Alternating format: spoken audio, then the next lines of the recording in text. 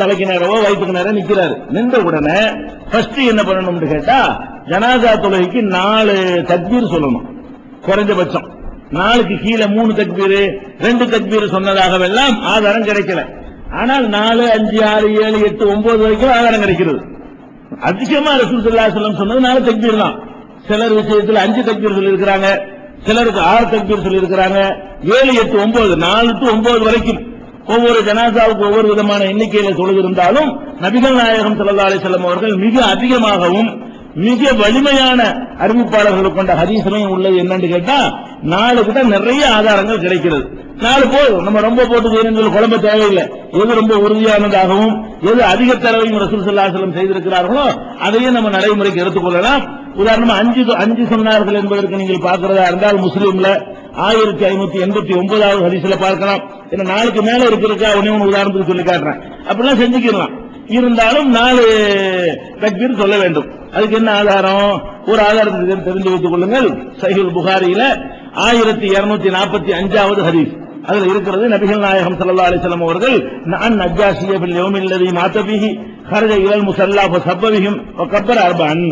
நபிகள் நாயகம் ஸல்லல்லாஹு அலைஹி வஸல்லம் அவர்கள் நஜ்ஜாஷி மன்னர் இறந்த அன்னைக்கு முசல்லாங்கிற அந்த திடலுக்கு போனார்கள். அங்கதான் ஜனாசா தொழுகை நடத்துறதுக்கு மக்கள் எல்லாம் வர சொல்லி போறார்கள். போய் சஃபபிஹிம் மக்களை எல்லாம் சஃபாக அணிவகுக்க செய்தார்கள். அணிவகுத்து விட்டு கப்பர 4 தடவை தக்பீர் சொன்னார்கள். ஜனாசா தொழுகை என்றாலேயே 4 தக்பீர் தான். ருக்கு கிடையாது, சைதா கிடையாது, அத்தையாத்து கிடையாது, உண்மை கிடையாது. நின்ற மணிக்கு நின்று முடிச்சிருந்தா ஜனாசா தொழுகை என்பது. அப்ப ஜனாசா தொழுகைக்கு குறைஞ்சது எவ்வளவு இருக்கு? 4 தக்பீர் விளங்கிக்கிறேன். ஒரு மருதியில ஒரு இமாம் 5 தொழுகிறேன், ஆஹா கேடாயிருச்சு நினைச்சிடக்கூடாது. 9 வரைக்கும் போனாலும் பிரச்சனை இல்லை. 4 வரைக்கும் கண்டிப்பா செய்யணும். 4க்கு குறைச்சு ரசூல் ஸல்லல்லாஹு அலைஹி வஸல்லம் அவர்கள் ஜனாசாவுக்கு தக்பீர் சொன்னது கிடையாது. ஃபர்ஸ்ட் என்ன செய்யணும்? அல்லாஹ் அக்பர் தக்பீர் சொல்லணும்.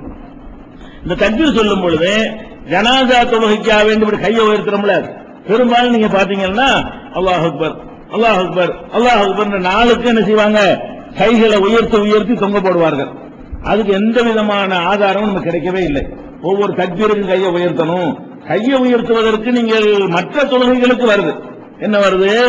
4 தடவை ரசூல் ஸல்லல்லாஹு அலைஹி வஸல்லம் கையை உயர்த்துவாங்க. ஃபர்ஸ்ட் தக்பீர் தஹ்ரீமாவுக்கு கையை உயர்த்துவார்கள். ருக்குவுக்காக வேண்டி ஒரு தடவை கையை உயர்த்துவார்கள். ருக்குல எந்திரிச்ச உடனே ஒரு தடவை கையை உயர்த்துவார்கள். 2வது ரக்காத்து முடிச்சு 3க்கு எந்திரிப்பாங்களே, அப்படி எந்திரிச்சு அப்போ ஒரு தடவை உசத்துவாங்க. 4 இடம் தான் தொழுகையில கையை உயர்த்துற இடம் என்று இதுக்கு ஏராளமான ஹதீசுகள் இருக்கிறது. சாதா தொழுகைகளுக்கு ருக்கு சஜிதாவெல்லாம் கொண்ட இறைவனுக்கு தொழுகிற தொழுகை இருக்குது. அது இது தொழுகை இல்ல, பேர் தான் ஜனாசா தொழுகை. இது உண்மையில இறந்தவரை நம்ம தொழுகிறோம், அவருக்கு செய்யற துவா. இது துவா தான். ஜனாசா தொழுகை என்பது இறந்தவருக்கு செய்யற துவா தான். இதுல அந்த மாதிரி இருக்குதான்னு கேட்டா அப்படி கிடையாதுங்க. 4 தக்பீர் சொன்னார்கள் வருதே தவிர ஒவ்வொரு தடவையும் கையை ஒசத்துனாங்கன்னு வைங்க, அது அறிவிக்கப்படாம இருக்குமா? அறிவிக்கப்படாம இருக்காது. தக்பீர்ங்கிற வார்த்தைக்கு அல்லாஹ் அக்பர் என்று சொல்லுவது. தக்பீர்ங்கிற அரபி வார்த்தைக்கு கையை நம்ம என்ன செய்யணும்னு கேட்டா, தக்பீர்ங்கிற வார்த்தைய தப்பான இடத்துல யூஸ் பண்ணதுனால நமக்கு தக்பீர்னால கையதான் ஞாபகத்துக்கணும். தக்பீர் சொல்லுவதுங்கிறது பேர தக்பீர் கட்டுறேன்பாங்க. தக்பீரையா கட்டுறீங்க நீங்க?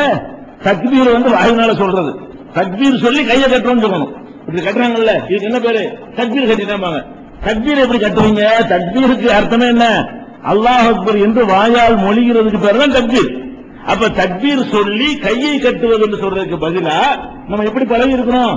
தக்பீர் கட்டுறது, தக்பீர் கட்டிட்டேன் அப்படின்னாங்க. தக்பீரை கட்டவும் முடியாது, தக்பீரை சொல்லத்தான் முடியும். அல்லாஹ் அக்பர்ங்கிற வார்த்தைக்கு பேர் தான் தக்பீர். இப்ப தஸ்பீஹ்னா என்ன? சுப்ஹானல்லாஹ். தஹ்மீதுனா என்ன? அல்ஹம்துலில்லாஹ்.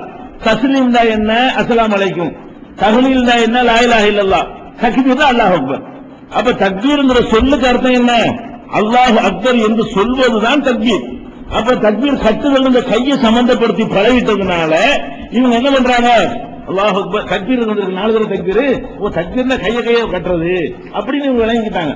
தக்பீர்னா அல்லாஹ் அக்பர் ஃபர்ஸ்ட் கட்டணுங்க. ஃபர்ஸ்ட் கட்டுறது எதை வச்சு விளங்குறோம்?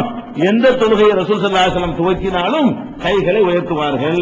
அந்த கிரவுண்ட்ல முதல் தக்பீருக்கு நீங்க கையை உசத்தி கட்டிக்கிறீங்க. கட்டிட்டீங்களா? கையை கட்டுறீங்க. அதுக்கப்புறம் என்ன? அல்லாஹ் அக்பர் சொல்லத்தான் வேணும். 2வது தக்பீர் என்ன செய்யணும்? அல்லாஹ் அக்பர் சொல்லுங்க. 3வது தடவை ஒரு அல்லாஹ் அக்பர் சொல்லுங்க. 4வது தடவை அல்லாஹ் அக்பர் சொல்லுங்க. சொல்றதுக்கு பேர் தான் தக்பீரை தவிர இப்படி வசத்துறதுக்கு பேர் என்ன இல்ல, தக்பீர் கிடையாது. அப்ப ஃபர்ஸ்ட் விளங்கிக் கொள்ள வேண்டும், முதல் தடவை தக்பீர் சொல்லும் பொழுது கைகளை உயர்த்த வேண்டும். அது ஜனாசா தொழுகையில் அப்படி உயர்த்த வேண்டும் என்று நிறைய ஹதீஸ்கள் வந்தாலும் அதெல்லாம் பலவீனமா இருக்கிறது, ஒண்ணு கூட அது நிக்காது.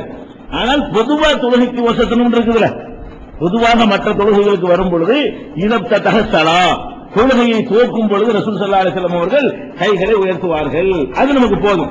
எந்த தொழுகையை துவக்கினாலும் கைகளை வசத்தித்தான் அந்த தொழுகை துவக்கப்படும். கைகளை வசத்தாம தொழுகிறது கிடையாது. இது அனைவரும் ஏற்றுக்கொண்ட, எந்த கருத்து வேறுபாடும் இல்லாமல் எல்லோரும் ஒப்புக்கொண்டிருக்கிற ஒரு விஷயம் கைகளை உயர்த்துவது என்பது. அதனால பொதுவாக கைகளை உயர்த்த வேண்டும் என்ற அடிப்படையில் முதல் தக்பீருக்கு மட்டும் என்ன செய்யணும், கைகளை உயர்த்த வேண்டும். மற்றபடி ருக்கு சஜிதாவுக்கு தான் அடுத்த கையை உயர்த்தினாங்கன்னு வருது, ருக்குவுக்கும் ருக்குல எந்திரிக்கிறதுக்கு அதுக்கு கிடையாது. அதனால இரண்டாவது வருஷத்துல பேச்சு இந்த ஜனாதா தொழுகையில வராது. இது முடிஞ்சிருச்சா, சரி கையை உயர்த்திட்டோம். ஜனாதா தொழுகைக்கு நெஞ்சில கையை கட்டினாங்கன்னு ஆதாரம் தரனா கிடைக்காது. தொழுகைக்கு கட்டின ஆதாரம் தான் இருக்கும்.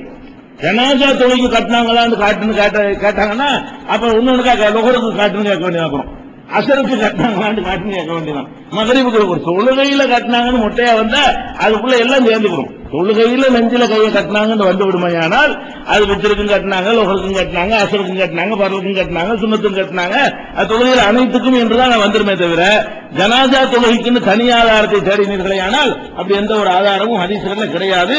அதனால ஆதாரம் பொதுவாக உங்களுக்கு சொல்றோம், தொழுகைக்கு கையை உயர்த்துவது பொதுவாக இருக்கிறது. அந்த அடிப்படையில் கையை உயர்த்திக் கொள்ள வேண்டும். தொழுகைக்கு நெஞ்சில கையை கட்டுவது என்பது பொதுவாக இருக்கிறது. அதன் அடிப்படையில் ஜனாசா தொழுகையில் என்ன செய்யணும், கைகளை உயர்த்தி நெஞ்சில் கட்டிக்கொள்ள வேண்டும். இதுக்கு ஆதாரம் தேவையில்லை, மற்ற தொழுகைக்கு உள்ள ஆதாரமே போதும். பொதுவாக தொழுகைக்குரிய ஆதாரங்கள் நீங்க தெரிஞ்சு வச்சிருக்கீங்கல்ல, அதுவே இதற்கெல்லாம் போதுமானதா இருக்கிறது. அடுத்து என்ன செய்யணும், தக்பீர் கட்டி போடுறோம். கட்டினவன என்ன செய்யணும்னு கேட்டா, ஃபர்ஸ்ட் அல்லாஹ் அக்பர் தக்பீர், நானும் தக்பீர் கட்டுறேன்னு சொல்றேன் பாத்தீங்களா, அப்படி பழகி போச்சு. தக்பீர் சொல்லி கையை கட்டி விட வேண்டும். கையை கட்டின பிறகு என்ன செய்யணும்னு கேட்டா, ஃபர்ஸ்ட் அல்ஹம்து சூரா ஓதணும். ஃபர்ஸ்ட் என்ன செய்யணும், அந்த இது ஓதுறதுதான் கிடையாது. இந்த தொழுகைக்கு வஜ்ஹத்து அல்ல அல்லாஹும்ம பாயித் பைனி அது மாதிரி எல்லாம் ஓதியதற்கெல்லாம் ஒரு ஆதாரம் நமக்கு கிடைக்கல. ஆனால் என்ன வருதுன்னு கேட்டா, ஃபர்ஸ்ட் இப்னு அப்பாஸ் அவர்கள் ஒரு நாள் தொழுகை நடத்துறாங்க, ஜனாசா தொழுகை.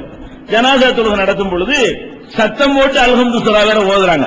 ஜனாசா தொழுகையில அல்ஹம்து சூரா என்ன செய்யறாங்க, சத்தம் போட்டு எல்லாருக்கும் விளங்குற மாதிரி ஓதுறாங்க. ஃபர்ஸ்ட் தக்பீர்ல ஓதுன உடனே எல்லாரும் ஒரு மாதிரியா பாக்குறாங்க, என்ன சத்தம் போட்டு ஓது உங்க கேட்டதே இல்ல, இவர் சத்தம் போட்டு ஓதுறாரு. என்ற உடனே தொழுது முடிச்ச உடனே சொன்னாங்க, நான் எதுக்கு சத்தம் போட்டு தெரியுமா, எல்லாம் ஊமையாட்ட உட்கார்ந்துட்டு இருக்கிறீங்க, ஓதணும்னு உங்களுக்கு தெரியவே இல்லை. எதுக்காக நான் சொன்னேன் என்றால், யாலமும் அன்னஹா சுன்னத்தும், அது சுன்னத்து என்பதை அறிவிப்பதற்காகத்தான் நான் இவங்க விளங்கிக் கொள்ளணுங்கிறது தான் நான் செஞ்சேன். அல்ஹம்து சூரா சத்தம் போடணுங்கிறது கிடையாது. நான் சத்தம் போட்டது காரணம் என்னன்னு கேட்டா, அல்லாஹ்வுக்கு தக்பீர் கட்டி சும்மா நிக்கிறீங்க, சும்மா நிக்க கூடாது. என்ன செய்யணும், அல்ஹம்துலில்லாஹி ரப்பில் ஆலமீன் சூரத்துல் ஃபாத்திஹா நீங்க ஓதணும், அது நீங்க தெரிஞ்சுக்கணும் என்பதற்கு நான் சத்தம் போட்டேன் என்று இப்னு அப்பாஸ் சொல்றாங்க. இது புகாரியில 1335வது ஹதீஸ்ல இடம்பெற்றிருக்கிறது.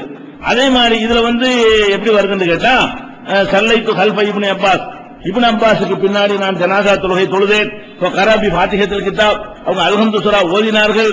கால அவர்கள் சொன்னார்கள், லியஅலமு அன்னஹா சுன்னத்துன், இது ஒரு நபி வழி என்பதை அவர்கள் அறிந்து கொள்வதற்குத்தான் நான் அப்படி ஓதினேன் அப்படிங்கிற சத்தம் போட்டு ஓதிருக்கிறேன். இல்லாட்டி மக்களுக்கு எப்படி தெரியும் ஓதுனது. சரி, இது ஒன்னாச்சா. ஹாக்கிம்ல என்ன வருதுன்னு கேட்டா, சல்லா இப்னு அப்பாஸ் அலா ஜனாசத்தின், இதே ஹதீஸ் வேற கொஞ்சம் வார்த்தை மாற்றமாக வருகிறது. ஒரு ஜனாசாவிலே இப்னு அப்பாஸ் தொழுகை நடத்தினார்கள். ஃபஜஹர பி அல்ஹம்துலில்லாஹ், அல்ஹம்துலில்லாஹ்வை சத்தம் போட்டு ஓதினார்கள். சத்தம் போட்டு ஓதினார்கள் வாசகமும் சேர்ந்து வருகிறது. சும்மா கால பிறகு அவர்கள் சொன்னார்கள், இன்னமா ஜஹர்து, நான் எதற்கு சத்தம் போட்டு ஓதுனேன் தெரியுமா, லி தஅலமு அன்னஹா சுன்னத்துன், அது சுன்னத்து என்று நீங்க தெரிஞ்சுக்கிறதுக்கு தான் வேணும்னு சத்தம் போட்டு ஓதுனேன். இது நபி வழிதான். சுன்னத் இப்னு அப்பாஸ் செஞ்சது நமக்கு மார்க்கம் இல்ல, அவர் செஞ்சு விட்டு என்ன சொல்றாரு, இது நபி வழின்னு ரிப்போர்ட் பண்றாரு. அதான் ஆதாரம். நபிகள் சுன்னத்துங்கிற வார்த்தையை சஹாபி பயன்படுத்தினார்னா அது நபி அப்படி செய்ய பார்த்திருக்காருன்னு அர்த்தம். சுன்னத்துங்கிற வார்த்தையை நபிகள் நாயகம் செய்யும் போது பார்க்காவிட்டால் ஒரு சஹாபி பயன்படுத்த மாட்டாங்க. நம்ம காலத்துல சுன்னத்துக்கு அர்த்தமே வேலையா போச்சு. சுன்னத்து ஜமாத்தும்பாங்க, சுன்னத்துக்கு மாற்றமா செய்யறதா சுன்னத்து ஜமாத்தும்பாங்க. சுன்னத்து படி நடக்கிறது பேர் சுன்னத்து ஜமாத்து இல்ல, எல்லாமே சுன்னத்துக்கு மாற்றமா இருக்கும். ஒண்ணுபடி சுன்னத்துப்படி நடத்த மாட்டாங்க. எல்லாம் பிதஅத் ஜமாத்தா இருக்கிறவங்க என்ன செய்வாங்க, சுன்னத்துங்கிற வார்த்தை, அந்த சுன்னத்து கிடையாது. சஹாபாக்கள் காலத்துல, தாபியீன்கள் காலத்துல சுன்னத்து என்ற சொல் எதுக்கு தான் பயன்படுத்தப்படும்? அல்லாஹ்வுடைய ரசூல் செஞ்சு இருக்கணும், அதத்தான் சுன்னத்துங்கிற வார்த்தையால் குறிப்பிடுவார்கள். அப்ப இப்னு அப்பாஸ் என்ன பண்றாங்க, நான் ஓதுன, நானா ஓதல, ரசூல் வழி, நபி வழி. அது சுன்னத்துங்கிற வார்த்தைக்கு என்ன அர்த்தம்? நபி வழி. நபி வழி என்று நீங்கள் தெரிஞ்சுக்கிறதுக்கு தான் நான் செஞ்சேன். அப்ப நபி வழின்னு அவர் ரிப்போர்ட் பண்ண காரணத்தினால இது ஹதீஸ் ஆயிடுது, ரசூலுல்லாஹ் சம்பந்தப்பட்டுறாங்க, மார்க்கம் ஆயிடுது. ஃபர்ஸ்ட் தக்பீர்ல என்ன வழங்கிட்டோம்?